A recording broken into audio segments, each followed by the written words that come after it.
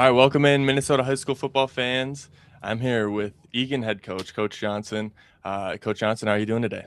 Doing great. Thank you very much for having me.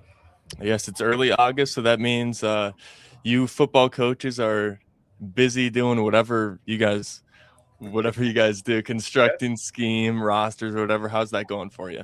it's going great. The list just keeps growing, so there's always something more to do. That's for sure. Have you coached in not a 6A program before, or is No. your only experience in kind of the big 6A Yep. schools? Yeah. Yeah. Everything's been 6A. In your time at Eagan, I guess my first question, what do you love most about just coaching in general, but specifically at Eagan as well, if you can touch on that? I love that we've built something from the ground up. I think that traditionally, Egan was a below the middle of the pack program, and I think that we've spent the last this will be my eighth year, now, and we are building, and that's taken time, and I'm surrounded by phenomenal people who I love working with, and it works. They've all been there the entire time, and I think that I love that part of it. I love that we're growing young men, and we're learning life lessons, and we're trying to teach those things. And but I just if you don't like the process, you're in the wrong job. So, Exactly. but I've enjoyed the process and where we've gotten to. How did you come about to get the Eagan job? You've been there for I think around Forever. 7 years, but how did that come So about? I actually got hired to coach here in 2001. I was a student teacher, and I coached football here from 2001 to through 2015. Dave Fritzy was the head coach for the first half, and Rick Sutton was the head coach for the second half. When Rick stepped down, I went for the job that first time, and I didn't get it, and they hired a new guy whose name was Ben Hansen. So respectfully, I kind of wanted to just stay out of his way. And so took a year off. Then I went down to Lakeville North for 2 years, and then when the job came open again, I was lucky to get it, and now I've been here ever since 2019. Nice. Switching gears a little bit, talk to me about this Eagan versus Cops game that I saw going on the social media. I think from what I can tell, it's a very unique thing. I don't think a lot. Maybe you're the only program that does something like that. But how did that come about? And then Yeah. tell me just some of the backstory. I think I saw one of the St. Paul schools maybe just did the same thing recently. I don't know if Okay. it was Humboldt or Harding or, but the idea came about from our former Booster Club president Jack Esser, who was always looking for new ideas and ways to get our kids out there to do more things. Our police chief at the time, his name was Roger New. He was actually on our booster board as one of our transformational leaders, and those two came up with the idea of cats versus cops. And so we played the game forever. Usually was on the last Sunday in July, and we played it in our stadium.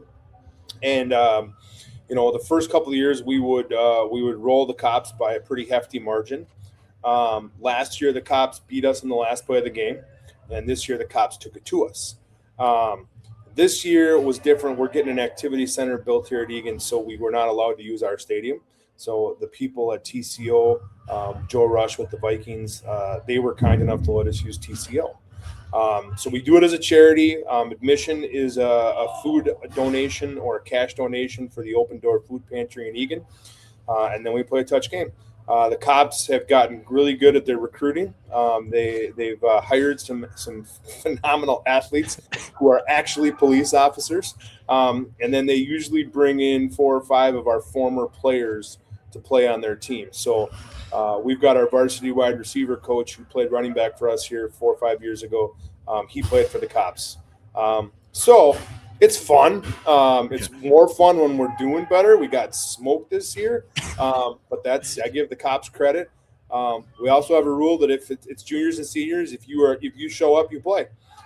So like the first group out there is always the O line. They go out there first. One of our O linemen's the quarterback, and it usually doesn't go very well, but we have a lot of fun doing it.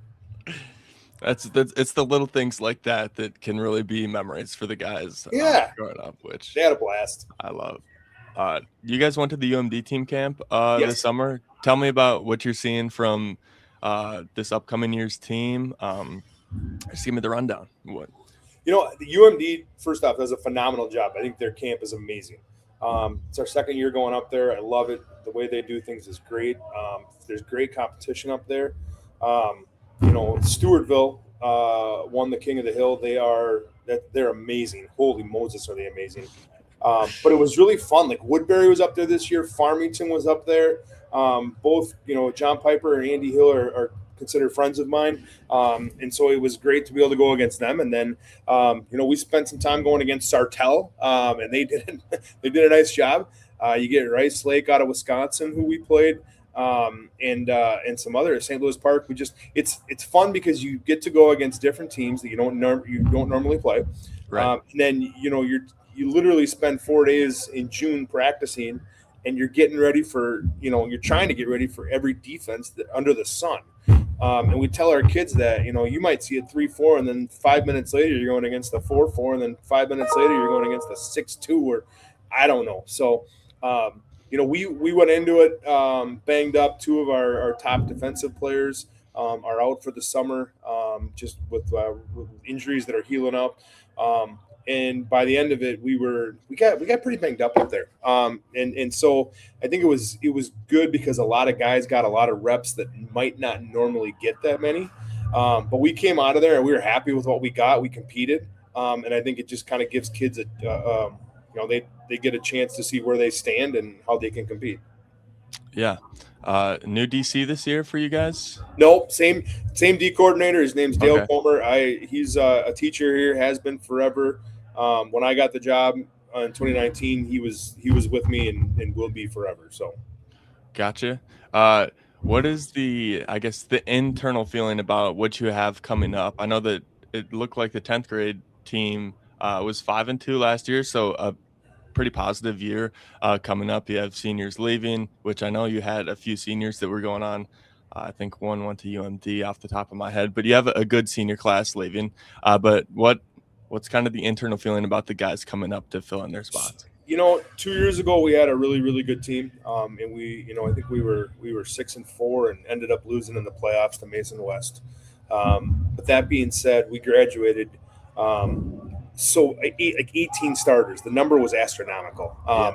And so last year we started over. And so we went into week 1 against Shakopee, and Grady Reeser, who's our corner going to UMD, he was the only player on defense that had played a snap of varsity football. And so we got rolled that first week, but I think we learned a lot, and we tried to get better each week. So the good news is that this year we have, I think, 17 starters coming back. Okay. Which is awesome. Yeah. We need to replace a 3-year starter at D end. We need to replace a corner, Grady Reeser. We need a B-back, and a couple of linemen that graduated. But otherwise, we got a lot of guys back that have played a lot of football. And so I'm happy with what we're doing. I think the internal feeling is that we're excited. We got a really good group of kids, and now they've got a lot of experience. We have an incredibly difficult schedule, and that's just the way it is year after year. Open up with Shakopee week 1, and so you read the paper. It's I think they're decent, but they're good. I mean, they're good. And they just got dudes. Week 2's Prior Lake, then we got Eastview, then Lakeville North, then Lakeville South, and then Farmington and Rosemount, and then Rogers at the end. So, Rosemount's got a group of, I think they're juniors now, that are insane. They're so Rosemont's athletic. going to be good. Lakeville South is going to be good. Yeah. All those guys, South doesn't really rebuild. They just reload. Right. And North, having been there for a while, that was a down year last year, and they don't do well with down years. So they're going to come back guns a-blazing this year. John Piper at Farmington's he's smart. He's really smart. So they're only getting better. I know Prior Lake graduated a lot, but they seem to do pretty, it's just a gauntlet. It is what it is. So, so we're excited about what we got coming back. If we can stay healthy, it'd be kind of interesting to see what happens, but we're excited. In your diagnosis of last season, obviously coaches go through last season and are like, we need to do this better. What was just one of the things that you think you guys, either from a coaching staff or from just like an on-field players, think that you guys have to do better to have more success this season? I think our defense really, really got better as the year went on. Like, I think they played really good football. And when you look at the numbers, if offensively we didn't put them in bad situations, our defense did pretty well. When we played Rosemont week 7, I want to say,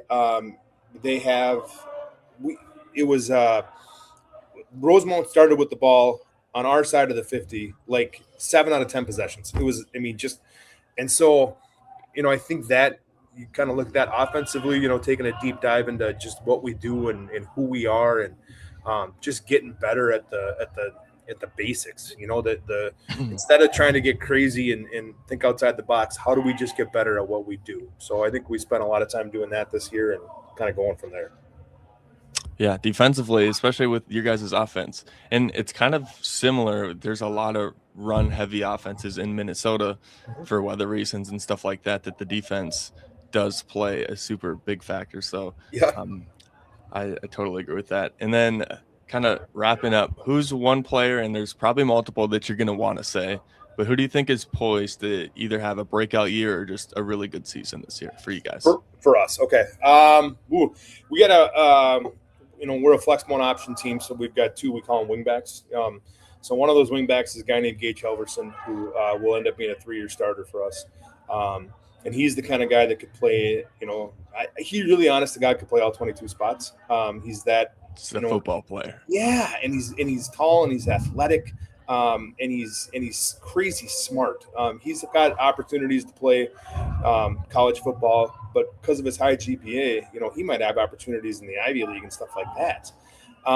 So he doesn't make a lot of mistakes. That's one thing I will say. Our quarterback, Parker West, is back. He's going to be a junior. There's another junior quarterback, Max Tadding, who's just an athlete. He's a guy that, when he's not playing quarterback, he can be one of those wingbacks. And we got a third quarterback, Tyler Bly, who's phenomenal. That's a position group that's got some depth. Not many programs can say that. Yeah, no. Defensively, we've got 2 inside linebackers that are dudes, and Devontae Cherry and Luke Hansen. Luke's the brains of the operation, and Devontae is a wrestler who is just tough as can be. But you got both inside backers, both outside backers, both safeties back, which is, that's great. So to pick one is really difficult. I just love the fact that they're all back and they all know how to do their job. And so hopefully there's not just one guy that stands out. Hopefully they're all just taking care of their business. Sounds like a recipe for improvement this year. I hope so. Would be a good thing for you guys. Yes. My last question, I like to pose this. Eagan will be successful this season if fill in the blank. If we can play our style of football, if we can run the ball, if we can control the clock, don't turn the ball over, and just grind it out. I always joke with the refs before the game, if things are going our way, this game should take an hour and a half, right? Especially when we play Lakeville South, right? Like we play Lakeville South, it's halftime and it's 7:35, 7:40 p.m. But if we're doing our jobs and we're just controlling the clock, that's good. And we don't put our defense in bad spots. I think that'll lead us to success this year. Last question I have to ask, because it was 2 years ago. You guys were playing Forest Lake at Forest Lake, and it was just a rock fight of a game. I think it ended maybe 7-0, and one of the biggest plays in that game was kind of like an inadvertent whistle, which happens, and it probably would have went for a touchdown that got called back. What was your reaction to that? Because I'm a Forest Lake guy. I got the Forest Lake. I was even at that game. Yeah. I just wanted to know. I was like, oh, geez, we got something. I was a Forest Lake guy. So what was the opposite? Yep. I will say this. We played Forest Lake 3 times now. Never got to play them ever in our lives. Now we played them 3 times. I am a huge fan of them. I love Brad. He's awesome. Their staff is awesome. They're just good people. And what they've done is incredible. In that game, we're playing I told my guys beforehand, whenever Forest Lake scores, the lights turn off, right? So I said, let's keep the lights on tonight, right? And we did. We gave it 1 touchdown. Right. But on the inadvertent whistle when the quarterback went in the end zone, The guy who blew the whistle came over and apologized. Even the head white hat came over. He's like looking at me like I can't believe that just happened. And I'm the guy who tries to keep my cool. I really am. Like I got an emotional staff. They love to get a little more excited. And you know what? Here's the deal. Officials are human, and they made a mistake. And you know what the ref did? He apologized right away. He's like, "I'm sorry, I screwed that up." What else can you ask for? You can't go back in time and fix it. You know what I mean? You didn't intentionally do it. You didn't. Right. You know, you screwed up, and you apologized. You made a mistake. Yeah, it happened to be a 7-0 game. So what? But you know what? We had so many other opportunities in that game to make up for it, or do it doesn't come down to just that. So. But I also think it's a great learning moment for your kids, right? Like, how do you respond in that moment, right? Yeah. Somebody screwed up, can't control it. Thank you for saying that. We got to call a play because the play clock's running, right? Yeah. So I think it was great. I mean, yeah, I wish you wouldn't have blown the whistle, but a learning experience. I love that. A lot of coaches probably wouldn't have that same mindset, so that's good to hear. I try hard. Well, thank you, Coach, for taking the time, and good luck this season. Thank you very much for having me. I appreciate it.